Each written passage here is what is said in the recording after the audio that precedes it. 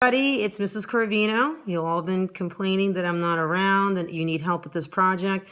So I'm making a video for hopefully that you're going to see on Thursday to help you out with this. So what you're going to need is, normally you would need a regular pencil, but in this case for demonstration purposes only, and I'm going to be doing everything in color. You also need a ruler. For this demonstration, I'm going to be using 1 millimeter. You could use 1 inch, but if you do, you're going to need bigger paper. So what we're going to do is I'm going to start in the middle of the paper, and I'm going to make a right isosceles triangle. Does everybody remember what a right isosceles triangle is?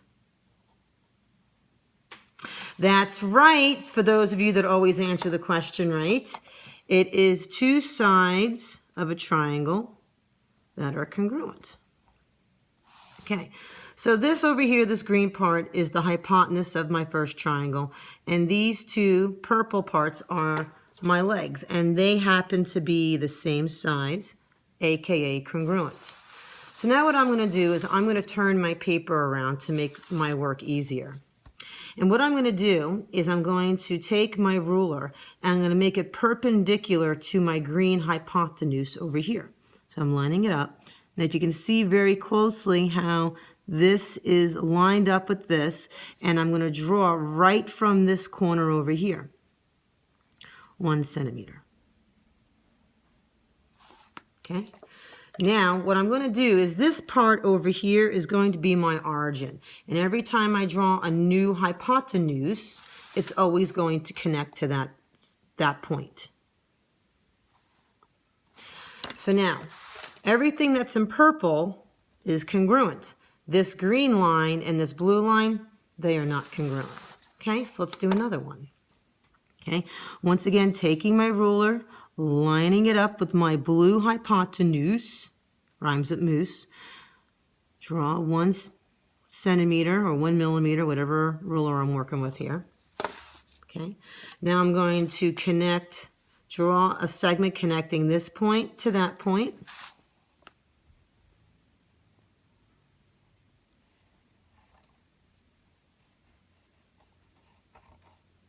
Okay. Once again, everything that's in purple is the same size. Now notice all the ones on the outside are the same size, but what happens over here, our hypotenuse keeps getting longer. So you may have noticed that the hypotenuse becomes the leg of the new right triangle that we make. Okay, before I draw, taking this edge, lining it up against this as if they're back to back. Keep drawing the same size that I've been doing all over here. Okay, now I'm going to draw a segment that connects this point to that point.